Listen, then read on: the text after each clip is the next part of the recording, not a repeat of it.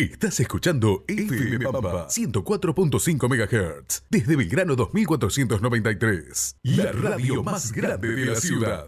Este sábado, 7 de junio, la Muni llega a los barrios Michel, Mudinda, Punta del Este, Camioneros y Bomberos. Acércate a la plazoleta de Bomberos, en las calles Irigoyen, Aguirre, Maestros Argentinos y Misiones. Desde las 10:30 horas, salud, servicios urbanos, feria de emprendedores culturales, OMIC, Juventudes, Oficina de Empleo y Turismo, Dirección General de Seguridad. ¡Te esperamos! Somos comunidad.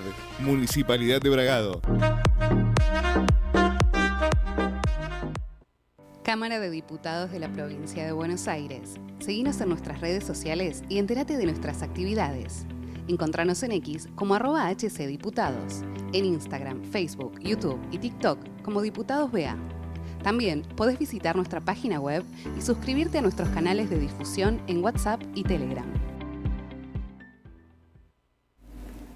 Presenta este programa la Unión Obrera Metalúrgica de la República Argentina, Seccional Bragado. UONRA Bragado. Daniel Senga, conducción. Bien, comenzamos.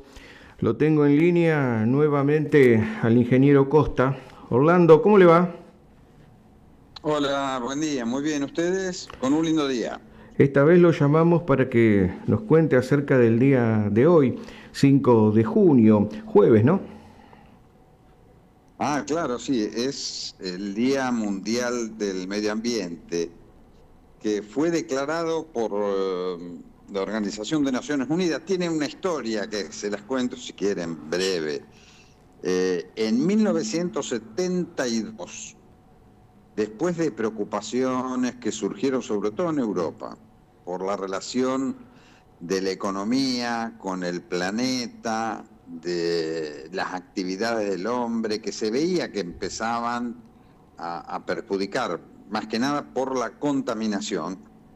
Bueno, finalmente Naciones Unidas llama a una conferencia que se hizo en Estocolmo y que comenzó el 5 de junio de 1972.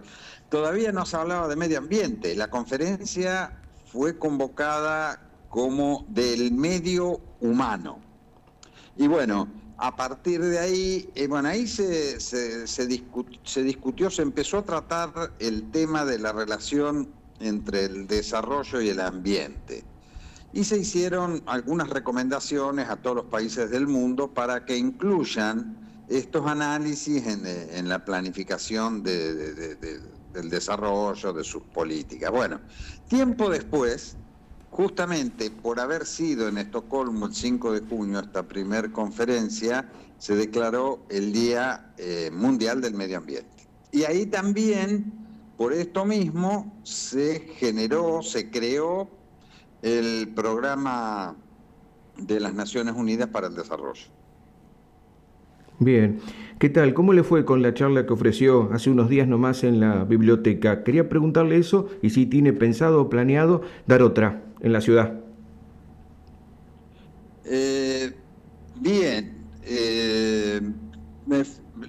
yo me dedico, en realidad hago divulgación de cosas que voy aprendiendo y tratando de que, no sé, la gente en distintos lugares, doy charlas en muchos lugares, se interesen.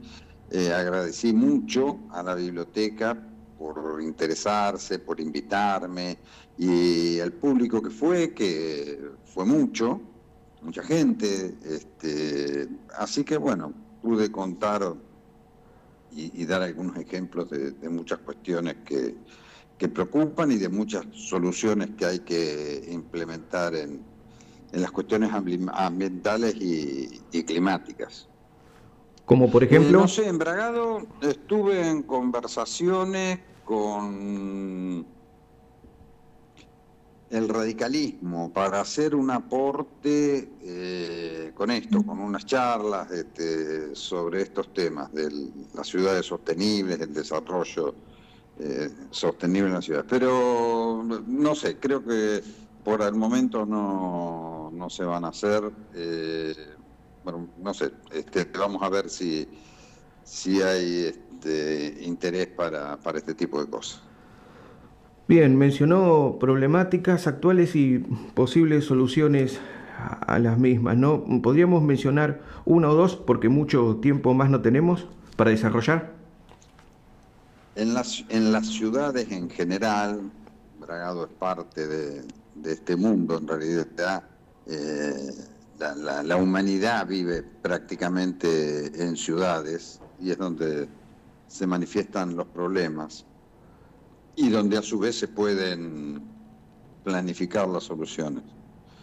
El mundo está hoy en una triple crisis: la crisis del cambio climático, la crisis de la naturaleza, el agotamiento de los recursos naturales y de la biodiversidad, y la crisis de los residuos. Bueno, si me pedís dos títulos, hay muchas cosas pero bueno, te diría residuos. El 80 y pico de los residuos son reciclables. Hoy hay mucho conocimiento, mucha tecnología, muchas buenas prácticas, así que en todas las ciudades donde haya un basural hay que cerrarlo, hay que remediarlo, hay que darle otra utilidad distinta a esos terrenos y hay que trabajar para disminuir, para reducir la cantidad de residuos que produce la ciudad, para reutilizar todos los que se puedan y para reciclar, las 3R. Otro tema que tiene que ver también, bueno, vamos a poner algo del clima, la gestión del riesgo. Hoy hay mucha tecnología que nos permite conocer qué es lo que puede pasar. Y además tenemos una historia. Por ejemplo, Bragado está en una zona que se llama Pasillo de los Tornados. Con lo cual la recomendación del Servicio Meteorológico Nacional es que cuando se anuncian vientos fuertes hay que estar alerta y tener los cuidados necesarios para que no sucedan cosas que ya nos han pasado. Es decir, no es casual la sucesión de tornados que cada tanto tiempo se da. Y eso es porque los vientos cálidos del norte, Paraguay, Brasil y nuestro norte, que son vientos húmedos, coinciden con viento frío de la Patagonia y viento seco de la cordillera. Cuando se da esta conjunción en la atmósfera, se pueden producir este tipo de temporales. Bueno, la gestión del riesgo tiene una serie de componentes que va más allá de ir después que sucedió algo en el necesario auxilio de las personas y de los bienes que son dañados, sino en prevenir, en tener una organización en la comunidad que evite, como también en las inundaciones, los daños y que todo el mundo esté preparado y sepa qué hacer ante estas eventualidades. Podríamos hablar de muchos temas más, del espacio público, del verde, del arbolado, de cómo hacemos urbanización, de cómo vamos extendiendo las ciudades, en fin, de la calidad del agua que consumimos y de la cantidad también que consumimos, del tipo de construcciones, del espacio público. Hay todo un pensamiento moderno y actividad en las ciudades con respecto al espacio público. Por ejemplo, en las calles, el 80% es ocupado por los vehículos. Bueno, las ciudades están empezando a cambiar, a hacer un uso más equitativo del espacio para los que caminan, para las bicicletas, que además también es bueno porque se emiten menos gases de efecto invernadero al no quemar tantos combustibles fósiles como hacen los vehículos. Bueno, hay infinidad de temas, Hugo, pero me extendí demasiado. Bien, ya vamos cerrando. ¿Usted tiene hijos viviendo en el exterior, puntualmente en Europa?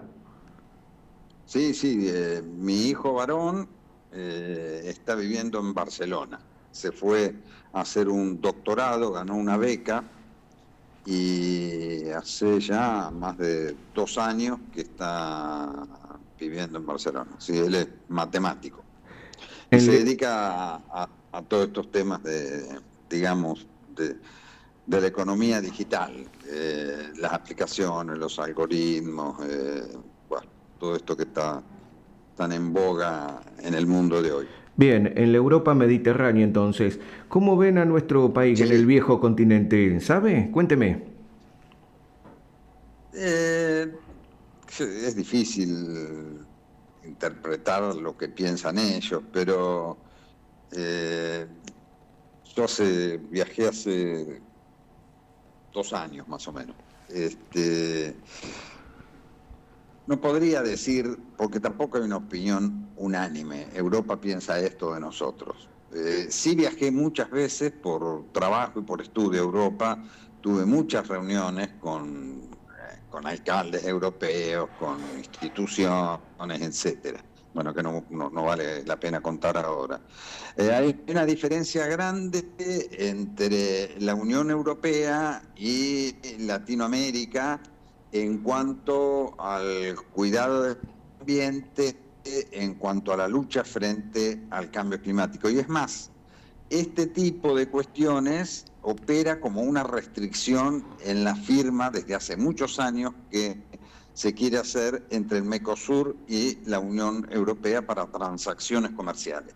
En resumo, Europa, después de los Estados Unidos, empezó a superarlo en cuanto a restricciones ambientales, al desarrollo de la economía, a tener más cuidado con el ambiente.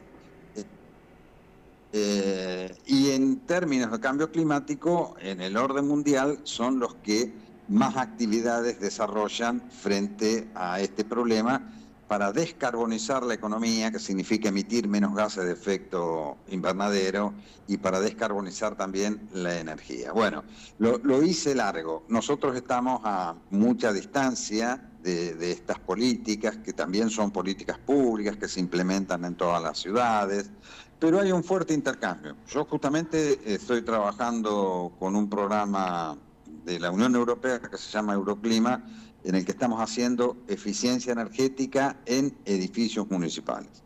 Pero bueno, son otras cosas. Bien. Orlando, le cuento que hoy me acompaña un ex funcionario suyo, alguien que durante su administración ocupó un área estratégica y sensible dentro de la misma, ¿sí? Yo le voy a pedir a mi invitado que lo salude y voy a poner a prueba su memoria auditiva. Orlando, querido, ¿cómo andás? Hola, a ver... Todavía no me sacaste, pero bueno, hemos compartido tantas tardes adentro de ese palacio municipal. Guillermo Garate te saluda de este lado, ¿cómo andás? Ah, Guillermo, ¿cómo andás? Bien, ¿sí? Tratando de contar cosas en aquella época, ¿no? Tu tarea de comunicador. Bien.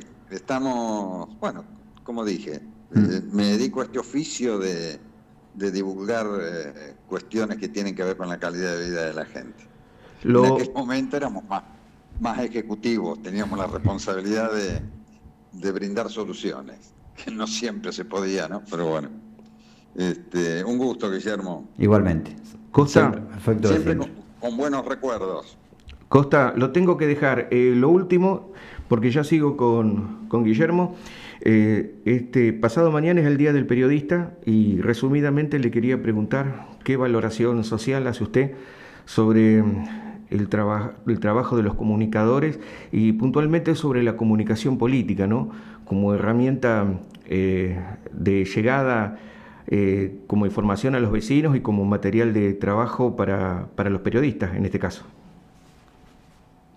Que hoy hacen más falta que nunca, con el periodismo como debe ser, con espíritu crítico, sin compromisos con ningún gobierno ni con ninguna orientación política o religiosa, sino tratando de sostener una independencia y asumiendo con responsabilidad la verdad que es necesario transmitir siempre. Y sobre todo en este momento, porque en este momento hay una confrontación. El propio presidente dice que hay que odiar al periodismo y a los periodistas. Y ahora le va poniendo nombre y apellido a todos los periodistas y definiéndolos como enemigos que tienen alguna diferencia con lo que el gobierno nacional va implementando como políticas y como acciones. Nunca se vio esto en esta magnitud. Hubo otros gobernantes que también tuvieron esta intención de acallar al periodismo, de convencer a la sociedad que el periodismo es malo. El periodismo, para ser seriamente como debe ser, tiene que conservar espíritu crítico. Y yo siempre lo digo cuando se acerca el Día del Periodista, conserven eso, que es lo más importante para que la sociedad pueda discernir, para que no haya una única verdad, para que todo no sea de un solo color, para que no se oculten las verdades ni las acciones de los gobernantes. Bueno, Orlando, como siempre, gracias, ¿eh? Que tenga un buen día. No, gracias a ustedes por la nota. Un abrazo, Guillermo. Otro Orlando, un afecto de siempre. Bien, continuamos desde acá. Bienvenido. Gracias. ¿Cómo andás, Hugo? ¿Conocí el lugar o el estudio? No, a pesar de que esta fue mi primera casa, no, esta nueva casa no. Vos sabés una cosa, hace 25 años que hago esto y en realidad no sé por qué lo hago. Si por gusto o por necesidad. ¿Vos sabés por qué lo haces? Sí, yo creo que lo hago por gusto. Creo haberme a lo largo de los años encontrado esa llama que hace que todos los días te muevas para hacerlo. Astor Piazzolla, un día, su papá le había conseguido un puesto en el Banco Nación. Banco Nación de la Ciudad de Buenos Aires. Estamos hablando de una entidad en la que no se entra fácilmente y en la que uno, si digamos quiere, puede hacer carrera toda la vida. Y Astor se levantó esa mañana que iba a ser su primer día de trabajo y se puso su traje, su ropa habitual para un banco en esa época, y fue caminando y llegó a la puerta y nunca pudo entrar. Y yo creo que eso que le pasó, por la negativa, por la positiva, era que él estaba eligiendo otra cosa y no ser un empleado bancario toda la vida. Es lo que nos pasa a los que queremos esta vocación, tenemos esta vocación, queremos esta profesión, como tantas otras, ¿no? Como le puede pasar a un médico, un enfermero, que necesita esa llama cada día, arrimarle un fueguito para no sentir que de alguna manera esto no tiene más sentido que llegar al último día y morirse, digamos. Creo que los que hace tiempo, como vos y como tantos otros que estamos en esto, efectivamente tenemos algo que hace que cada mañana tengamos ganas de, en nuestro caso, estar ante un micrófono, en otro caso será escribir una buena crónica, ir a relatar un partido de fútbol, de cualquier deporte. Creo que está ahí la cuestión, ¿no? Que no, nos resultaría insoportable la vida si no lo haríamos. ¿Cómo se arma una agenda de trabajo en una ciudad como esta? Yo creo que hablando con la gente, que la agenda está en la gente, digamos, no la tiene el gobierno, no la tienen ni los dirigentes, la agenda está en la gente. Lo que pasa es que, por supuesto que uno no puede estar escuchando todo el día a todo el mundo porque no le da el tiempo, digamos, ¿no? Para hacer. Habitualmente la agenda se construye porque hay instituciones o institucionalidades que nos imponen o plantean determinadas cuestiones que les resulta interesante plantearle a la comunidad, digamos.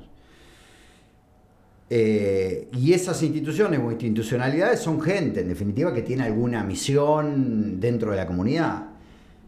Y también hay gente con problemas de diario, digo, el jubilado que no llega a fin de mes, la gente, la familia que tiene 2 nenes y no llega a fin de mes, digo, también está esa agenda que... Y creo que en el discernimiento ahí hay la mirada del periodista, ¿no? ¿A qué le das pelota? ¿A la gacetilla que te manda la policía todos los días y publicás los accidentes y los choques que hubo todos los días? ¿O hablas de los jubilados que van al centro de jubilados a tomar una taza de té a la tarde porque no tienen otra cosa para comer? Porque no llegan. Eso es la mirada, es tu mirada del mundo, digamos. ¿Dónde te querés parar? Operativamente muy fácil, copio y pego el WhatsApp con envío de información oficial y se acaba, digamos, y yo estoy hecho, voy a cobrar el sueldo, pero eso es periodismo, eso lo puede hacer un administrativo, digamos, la inteligencia artificial, así. No necesitas ahí al periodista. Creo que nuestro rol está ahí también, en a partir de esa mirada del mundo, poner en agenda los temas que de verdad deben debatirse. Puede sonar arbitrario, puede sonar, si querés, hasta pedante lo que estoy diciendo, porque vos decís, ¿qué autoridad te arrojás para establecer de qué se tiene que debatir o qué no? Bueno, la verdad es que uno ahí tiene que decir, bueno, mirá, yo estoy en esto, tengo un ejercicio de una profesión, me he formado, he leído muchísimo de historia, de sociología, para tratar de entender los procesos. No soy simplemente un relator de la actualidad que me planto ante un micrófono como un relator de fútbol que dice pateó fulanito o menganito. Además te puedo hacer un análisis del partido, te puedo contar por qué salió como salió, cómo va a salir cada equipo el próximo partido de acuerdo al rival que tenga y en qué cancha juegue. ¿Me explico? Eso es ser periodista. Lo otro también quiero decir, pero creo que hoy, sobre todo donde la tecnología hace que toda la información esté disponible para todo el mundo en todo momento, lo importante en nuestro rol es discernir, ayudar a discernir a la población también, sobre todo con tanta información falsa, digamos, qué temas vale la pena debatir, vale la pena, o en todo caso, digamos, cuáles son las otras cuestiones que están sobre el tapete más allá de las que oficialmente o institucionalmente se transmiten. Y cuando digo oficialmente no me refiero solamente a lo que tiene que ver con el Estado, sino a aquellas instituciones o institucionalidades que tienen la legitimidad social para hacerlo. ¿Me explico? Está bien.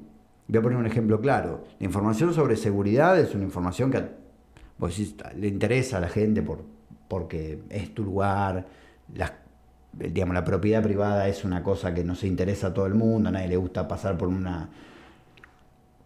Pero bueno, no es lo único que pasa en la ciudad tampoco. Y mucho de lo que se ve en los medios de comunicación es la agenda de seguridad, digamos, ¿no? Estoy tratando de hacer un recorte un poco burdo, pero para que también discernir que nuestro rol está mucho más allá de eso, ¿no?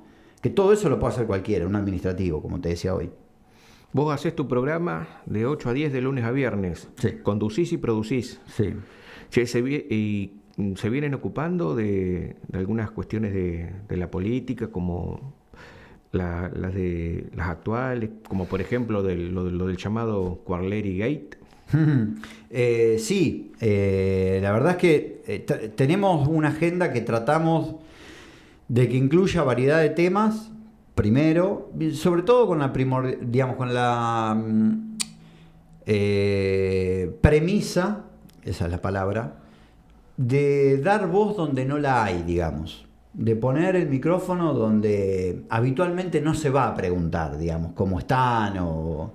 A veces lo podemos hacer, a veces no, a veces somos personas como todo el mundo y a veces tenemos días más inspirados que otros o tiempos que nos permiten producir un poco más, un poco mejor y hacer algo con un poco más de contenido. Otras veces no, otras veces caemos en los lugares comunes, en la agenda, digamos, de la ciudad que trata todo el mundo. Por supuesto que hay temas que son de interés público, como puede ser en este caso que nombrás, el de la transparencia de los fondos públicos, ¿no? En este caso es un tema que... O el criterio para su uso. Sí, bueno, el criterio ya es una cuestión de mirada política, digamos.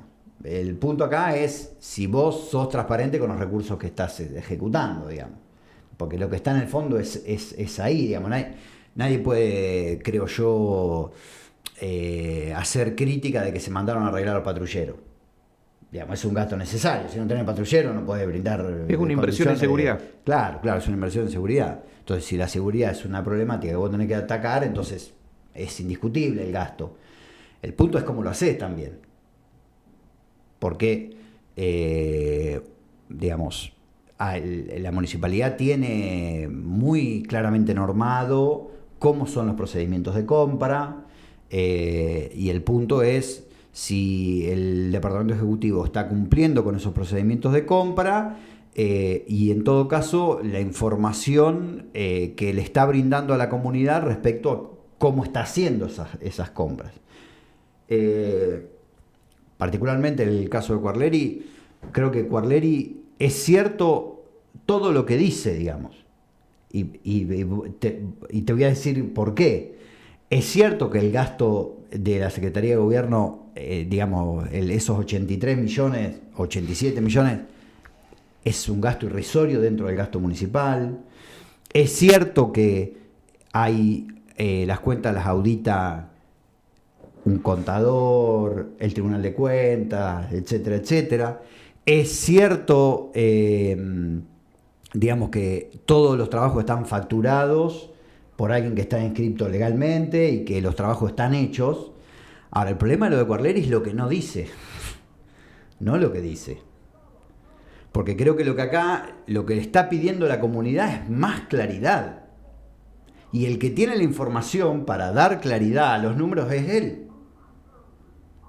Bueno, ahora lo tienen también los concejales, porque de hecho recibieron esta información por una decisión del Ejecutivo.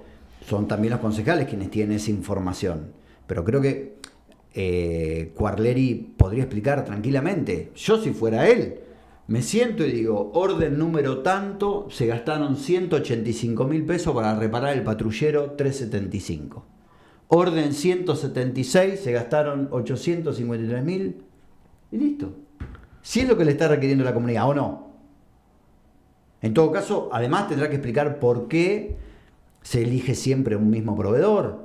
Digamos, y hay montones de argumentos que son válidos también. Porque él puede decir, miren, yo no puedo andar buscando un tallerista que me arregle los patrulleros cada vez que tengo un problema. Si encuentro un proveedor que me soluciona el problema, elijo ese proveedor. Y está en su derecho. Porque no hay nada ilegal en hacer eso. ¿Me explico? Él, en parte, en las entrevistas que ha dado, ha dicho eso, que él, digamos, recurre a un proveedor porque él le llevó un problema, le entregó una solución y no tiene por qué, digamos, ir a buscar otro. Y está bien, y está bien. Entonces, pero creo que ahí, en ese sentido, y volviendo en esta cuestión de lo no dicho, creo que Quarleri podría profundizar más en esa información, porque se lo está requiriendo la comunidad. Creo que las explicaciones, cuando vos escuchá, digamos, te pones a charlar con las personas que lo han escuchado, dicen, no, pero me falta, no me termina de cerrar. ¿Entendés la explicación que da? Es una lectura que hago yo. Bien, ¿y cómo viene comunicando políticamente el municipio? Hablemos de quien hoy maneja la dirección, Agustín Ciotti. Agustín, tengo un enorme afecto con Agustín. Lo conozco hace muchos años, trabajamos juntos, hicimos un semanario con Agustín en 2018, donde destapamos en su momento varias cosas del gobierno de Gatica. Creo que, a ver, su rol, hay que comprender un poco cuál es el rol del área de comunicación en la municipalidad. Y el rol del área de comunicación en la municipalidad es que la información esté disponible para la gente. Como vos sabés, la información es un derecho garantizado en la Constitución. Y esto quiere decir no que la información es del periodismo, que es del político de turno, no, que la información es de la ciudadanía. En todo caso, nosotros los periodistas somos una especie de intermediario en el cumplimiento de ese derecho que le asiste a los ciudadanos de tener información pública sobre todo lo que acontece. En ese sentido, creo que Agustín hace lo que tiene que hacer, que es poner a disposición de la ciudadanía la información respecto a los actos de gobierno, digamos. Con una mirada política. Lo que pasa es que eso es insoslayable, digamos. Es como, digamos, un departamento ejecutivo municipal ingresa a un estado municipal porque hay una ciudadanía que avaló su mirada política. Digamos, la mirada política es la mirada política que tiene. Digamos, es como, digamos, sería incoherente. Sería incoherente que pasara algo distinto, digamos. Que un día que Barengui diga, no, yo estoy en favor de la libertad de expresión, de la información para la ciudadanía, y que te retasee la información, digamos. ¿Me explico?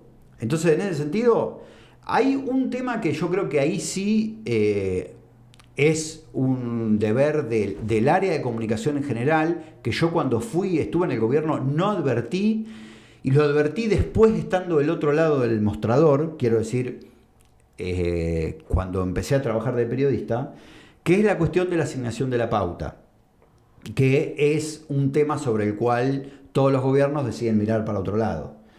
Y es... O miran para donde más le conviene.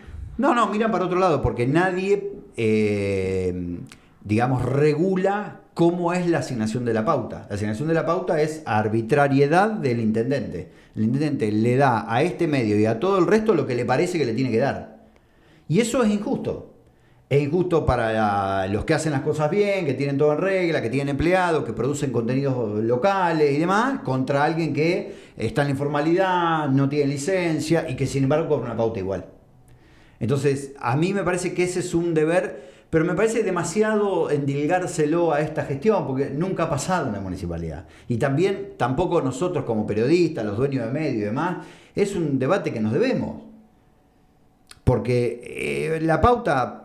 En algunos más, en otros menos, tiene una consideración importante dentro de cada medio y es necesario, como son recursos públicos, que se otorgue de manera transparente y que se puedan fijar criterios objetivos respecto, tal vez a esto que yo nombré, pueden ser otros, la lista puede ser mucho más larga, de cómo se debe asignar la pauta. Y entonces no habría nada que discutir, porque usted viene con el medio A, que tiene esta característica, yo vengo con el medio B y en base a cotejamiento de cuáles son los criterios para asignar pauta, usted cobrará tanto y yo cobraré otro tanto. Y no hay nada que discutir, digamos. Ahora, tenemos que poner en la mesa ¿queremos que esto siga funcionando así? ¿Que cada gobierno que venga asigne la pauta como se le cante? ¿Y que si un día nosotros lo criticamos nos baje la pauta? ¿O queremos que eso sea independiente del gobierno de turno y asignar criterios objetivos que... es una tarea absolutamente realizable y posible, y a partir de eso que se define la pauta y chau? Bien, ese protocolo administrativo nunca existió, no existe Jamás, hoy en la no actualidad. existe. En su momento, en el gobierno de Aldo San Pedro, Horacio García, siendo funcionario, hizo la presentación del proyecto en el Consejo Deliberante, y el Consejo Deliberante del propio gobierno de San Pedro se lo cajoneó, y nunca lo trató. O sea, fíjate vos también esa ¿Qué dato cosas. tirás, no? Bueno, no sé si es un dato, pero eso fue así. Digo que dato porque muchos no lo conocen. Claro, eso fue así. Y después no hubo intentos. Yo en su momento a Gatica, en un día del periodista, se lo reclamé públicamente ante todos mis colegas y todo, y no tuvo eco, digamos. Pero es necesario. Yo que estuve de los dos lados del mostrador, te puedo decir que es necesario. Porque también es... un intendente no tiene por qué designar una pauta. Quiero decir, no tiene por qué saber, digamos, si fulanito, menganito producen contenidos locales, si tienen gente en blanco, si tienen la licencia al día. O sea, ¿para qué le vamos a dar esa responsabilidad al tipo? Saquémosela directamente. ¿Me explico? En todo caso, la discusión con él es, ¿cuánta torta vas a poner este año? Para repartir entre todos. 50 palos, 60 palos. Mirá, nos estamos cayendo a pedazos. La publicidad con Milei se cortó. Este año es un desastre. No le cobramos a nadie. Necesitamos que nos dé un empujón. Pusiste 50 palos el año pasado, ponés 100. ¿Me explico? Eso es lo que tenemos que debatir. Después, ¿cómo se asignan esos 100 palos? Criterios objetivos y punto. Bien, tengo que ir cerrando. Bueno. Se lo pregunto a un universitario. Antes que nada, ¿volverías a elegir la misma carrera que en un momento decidiste cursar? Sí, por supuesto. Y no solo, aún si no eligiera esta carrera, elegiría siempre volver a la universidad, digamos. Creo que la universidad nos abre la cabeza, nos permite construir una visión con más herramientas y son fundamentales en una labor como la nuestra y como tantísimas otras. Así que sí, volvería a hacerla y siempre en la universidad pública. Y lo último, ¿existe eso de la licencia social? La licencia social que justamente una comunidad le da a una persona para ejercer un determinado rol, en nuestro caso, el periodismo? Sí, yo creo que existe, más hoy. Quiero decir, así como te escuchan, te pueden no escuchar hoy. Tienen montones de alternativas para escucharte si vos, digamos, a esa persona, si esa persona siente que vos, que le estás mintiendo, que no le cierra tu argumento, que se nota que estás, digamos, que estás orientado y no lo argumentás. Porque uno puede estar, uno puede decir, che, no, yo banco esto. Argumentalo. ¿Está bien? Porque tenés una ideología parecida o porque estás recibiendo plata, pero decilo. Si tenés los huevos para arrancar la plata, decilo. ¿Me explico? Porque si no es... Y esa licencia la gente te la da todos los días, pero todos los días te la puedes sacar. O sea, nosotros desde este lugar del micrófono, de los medios, tenemos que entender eso. Que así como Marta, Susana, Germán, todos los días prenden la radio y nos escuchan, un día pueden, sobre todo hoy que hay un montón de alternativas posibles, no escucharnos más porque no nos creen más. Y ese día se cae tu licencia social. Clarísimo lo suyo. Feliz día del periodista, Guillermo Garate. Gracias, Hugo, por haberme invitado. Muy feliz día para vos también. Estás escuchando FM Pampa 104.5 MHz desde Belgrano 2493, la radio más grande de la ciudad.